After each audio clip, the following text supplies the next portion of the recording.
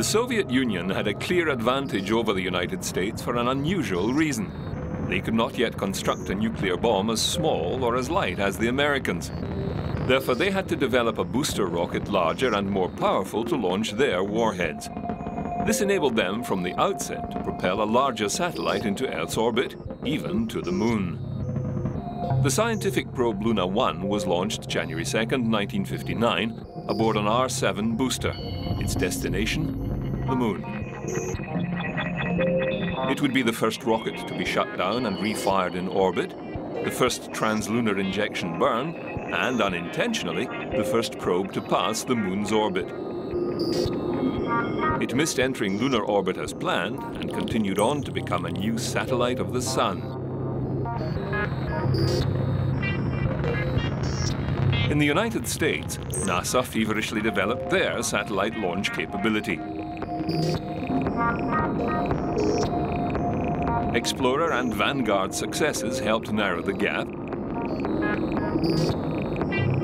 170 pounds of complex electronic equipment that receives signals beamed from Earth, magnifies them 10 billion times, and rebroadcasts them back to Earth. Pictures, telephone calls, telegraph messages, and computer data all can be handled by the orbiting device. And they had NASA begin their selection process to find their astronauts. Their stated goal was to beat the Soviets and put a man into space and return him safely to Earth. Astronaut selection was basically unknown territory. Eventually, three basic requirements were agreed upon.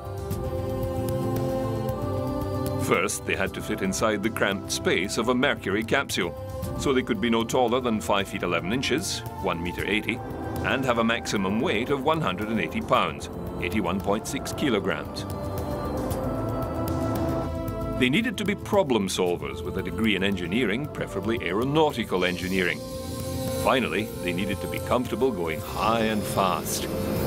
They needed to be pilots, but not just any pilots. They needed to be test pilots. NASA scoured the military ranks with an initial 508 test pilots meeting the basic requirements. 69 of these astronauts made flight status with the help of trainers and instructors and were invited to apply for positions for an as yet unknown project. But only 32 went ahead. After rigorous testing and examinations, from a final 18, the eventual 7 were selected on April 9, 1959, and announced to the American press and public. The Mercury 7 became instant heroes in a camera flash. They were Alan Shepard, Virgil Gus Grissom, John Glenn, Donald Deke Slayton, Gordon Cooper, Walter Schirra, and Scott Carpenter. Some of these men would go on to ride the rocket into space. Some would become high-ranking NASA officials. Some would even walk on the surface of the moon, and one would die in a tragic accident. But all of them were now forever glorified in the press and have their place in history. The Soviets were somewhat more covert in their cosmonaut recruiting. It was top secret. The process was conducted in great secrecy under the control of the chief designer, and eventually 20 candidate cosmonauts were selected. They were subjected to experiments designed to test physical and psychological endurance. Unlike the Americans who picked mature test pilots, the Soviets went for young men who could make a lifelong commitment to the program. Korolyov continued to design and test the necessary components to achieve their goal. However, Khrushchev, as publicity-hungry as the Americans, wanted spectacular results, and often. The next so-called stunt was Luna 2, launched on the 12th of September 1959. Luna 2, another scientific probe, weighed in at 390.2 kilograms, 860.2 pounds. It landed on the lunar surface in a blaze of publicity.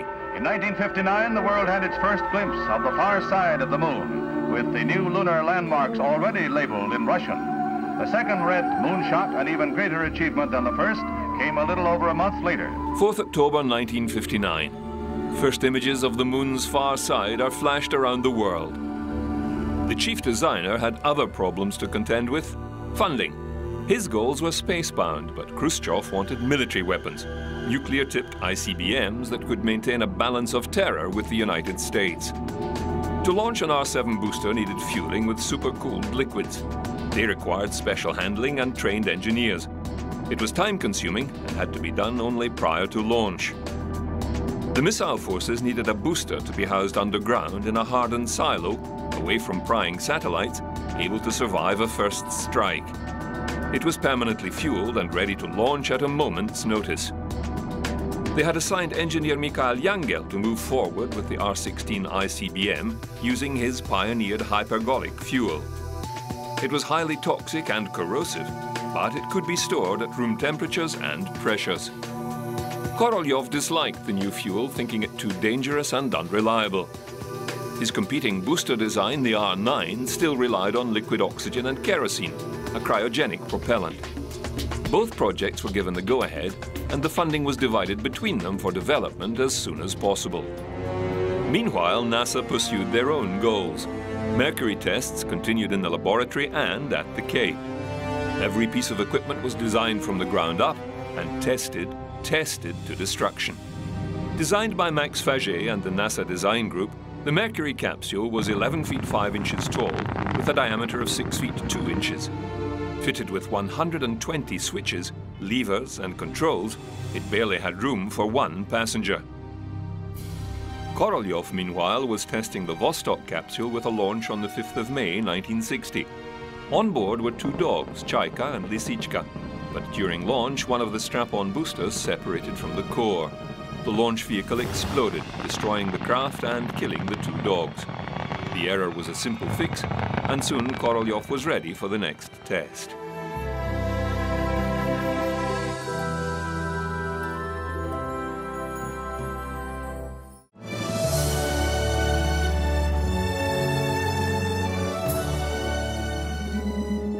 Korolyov watched the cosmonaut training closely and developed a liking for two candidates in particular, German Titov and Yuri Gagarin.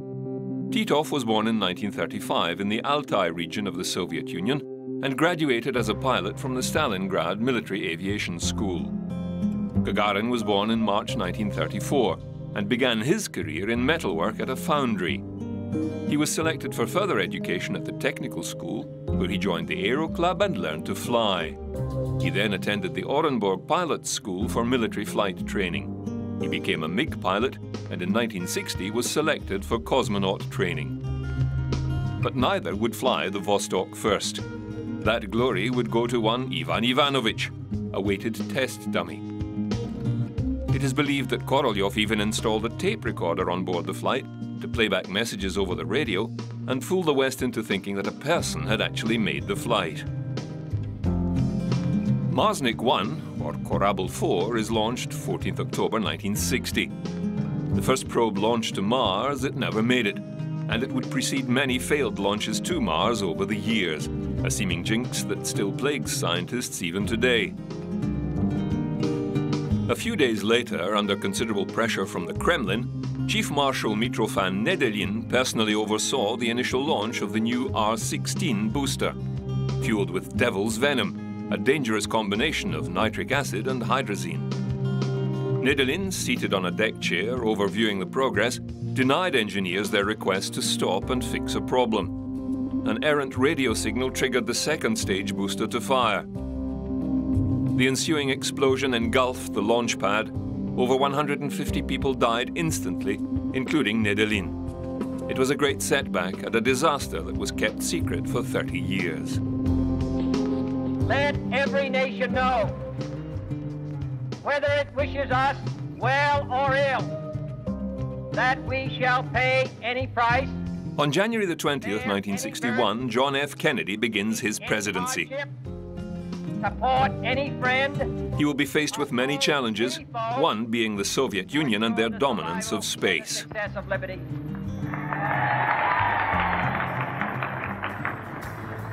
And so, my fellow Americans, ask not what your country can do for you, ask what you can do for your country. 11 days after the inauguration of a president determined to reach space first, Flight MR2, the second Mercury suborbital test flight, takes off from Cape Canaveral. The passenger, Ham the chimpanzee. Trained over several months and conditioned to respond to commands by pushing levers and buttons, Ham was rewarded with a banana pellet. If he failed, he was given a mild electric shock to his foot. The launch of MR2 seemed normal until the engineers realized the booster was running hot, its engine consuming its fuel faster than anticipated. The automatic systems on board reacted with an abort procedure. It fired the Mercury escape tower rockets. This blew the spacecraft away from the booster, effectively a second stage, pushing the capsule higher and faster than planned. The G-forces suffered by the Simian were more than double those anticipated. The capsule also suffered an electrical failure. No matter how quickly and correctly the chimpanzee responded to the stream of commands, he didn't receive the expected banana pellet reward, but instead a severe electric shock. Drifting weightless, Ham tried his hardest to please, pushing the right buttons and levers, all the time suffering continual shocks. The craft re-entered the atmosphere faster and 122 miles further downrange than planned. When finally rescued, Ham's craft was on its side and taking water. Ham almost drowned strapped in his capsule.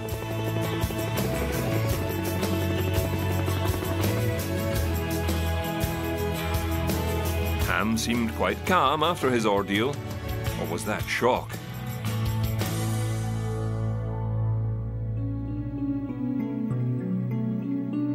Two weeks later, February the 12th, Korolev fires off another probe, Venera 1, this time targeted at the planet Venus. The Venus probe was 643.5 kilograms and consisted of a scientific payload designed to study the solar winds and magnetic flux in space. It flew by Venus on the 19th of May. By early 1961, Korolev was confident in his Vostok design enough to warrant a human passenger. It was time to send a man into space. The Vostok spacecraft consisted of two modules: the re-entry capsule, which was a 2.5-meter diameter sphere fitted with an ejector seat, and an instrument module which was jettisoned prior to re-entry. All major controls were automated or ground-controlled. Only in an emergency would the cosmonaut assume manual control.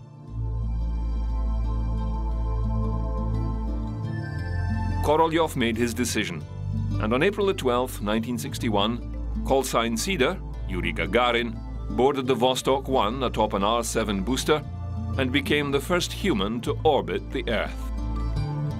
Gagarin was promoted to major during his flight of one orbit and secured the Soviet Union in the technological lead.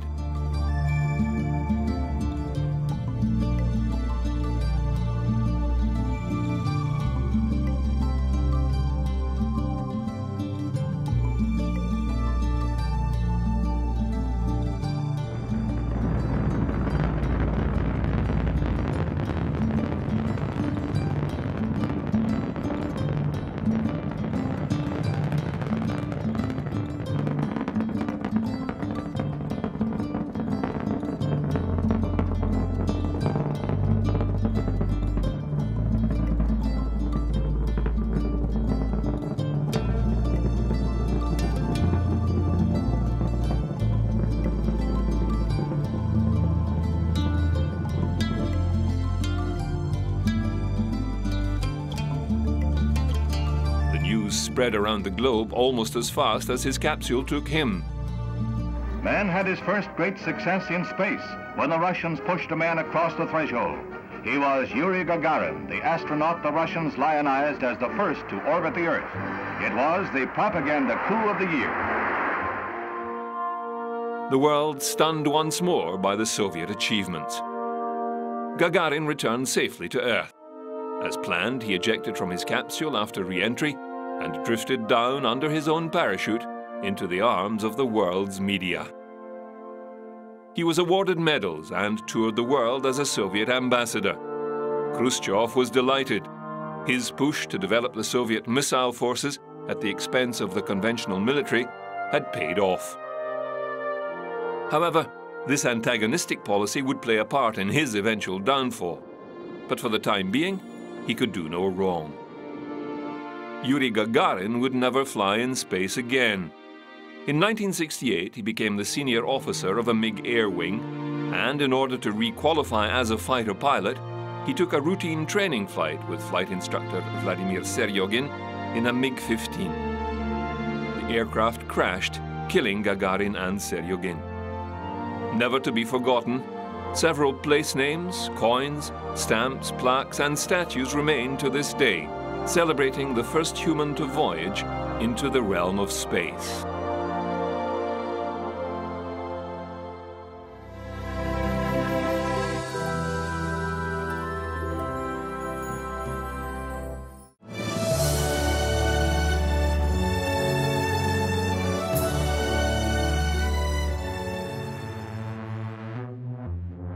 NASA had been caught out again. The US responded by using their more proven launch vehicle, Redstone. Less capable than the Atlas, it would achieve the immediate goal of getting a man to the edge of space.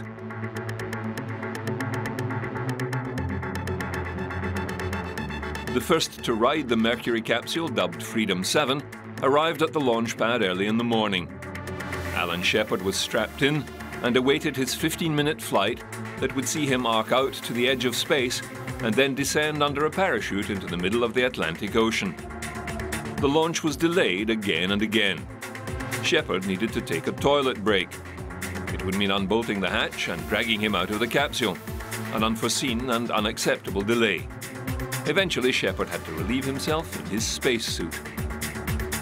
This took place in the white-hot glare of worldwide publicity. The Mercury capsule is right on course as the commander took over the controls to become the first man to guide a spacecraft. The launch was a success both technically and publicity-wise. The highlight of a hectic day is the parade of Pennsylvania Avenue, as an estimated 500,000 people cheer the man of the hour. New York. Alan Shepard, the first free man into space, was awarded a ticker tape parade and a medal from the president, who was all too aware of the space race and its ramifications. He needed to up the ante against the Soviets and took a gigantic political gamble. Back to work for the astronaut. Now it is time to take longer strides. Time for a great new American enterprise. Time for this nation to take a clearly leading role in space achievement, which in many ways may hold the key to our future on Earth.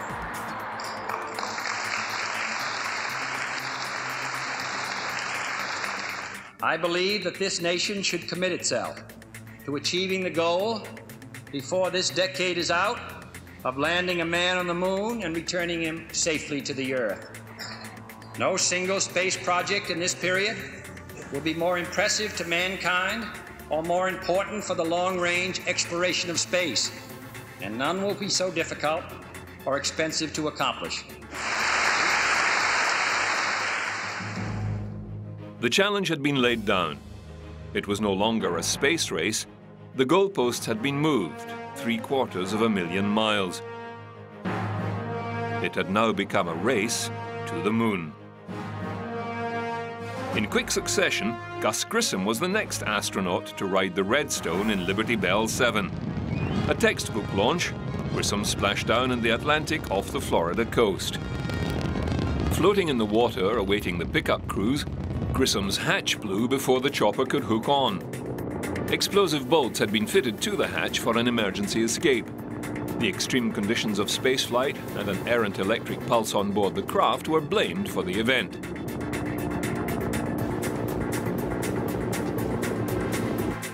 Grissom exited the ship awaiting pickup, his suit filling with water, as too was his capsule. The pickup crew focused on saving the capsule. The helicopter hooked on, but was unable to pull it and its load of water out of the sea. Fortunately for Grissom, they had to abandon the craft, as he was near to drowning when they threw him the retrieval line. The loss of the capsule was a blow for NASA, and it cast a dissatisfied air over Grissom, who pleaded he had not panicked and fired the explosive bolts as some had suspected. A board of inquiry cleared him of any misdeeds, and he continued his outstanding career through to the Gemini and Apollo programs. After 38 years, and approximately 3 miles deep in the Atlantic, the Mercury capsule was located and retrieved in 1999. It now resides, reconditioned, in the Kansas Cosmosphere and Space Center. Mystery still surrounds why the hatch blew off, allowing it to take on water. The Soviet Union responded in turn with Vostok 2 and cosmonaut German Titov.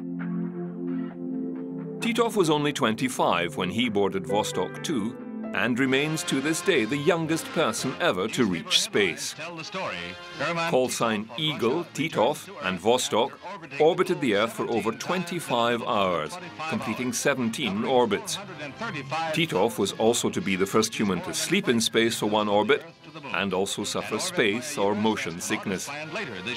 His mission was a complete success and raised the bar one more notch in the conquest of space.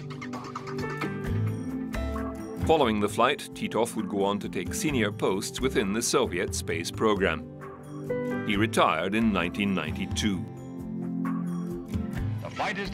To get a man into a safe orbit around the Earth, NASA needed a more powerful rocket than the Redstone. The Atlas missile was their best chance of achieving orbital velocities, but the design was still unreliable. On November the 29th, 1961, a Mercury Atlas combination is launched. The passenger? Enos the chimpanzee. He achieves 2 orbits of the Earth before an automated sequence fires Mercury's retro rockets, slowing the capsule and bringing her down from orbit. A complete success. 2 cosmonauts with 18 orbits under their belt versus 2 American test pilots in suborbital arcs. It seemed certain the star voyages of the Soviet Union would dominate space, win the race for space, and be the first to the moon. Korolev was already planning his moon rocket, the magnificent N1. NASA was still trying to get a man into orbit. It would take a great leap of faith for one astronaut to improve NASA and America's chances, with the belief and confidence in the Atlas heavy booster to work flawlessly again, take an astronaut around the globe and bring him back safely. That astronaut was John Glenn.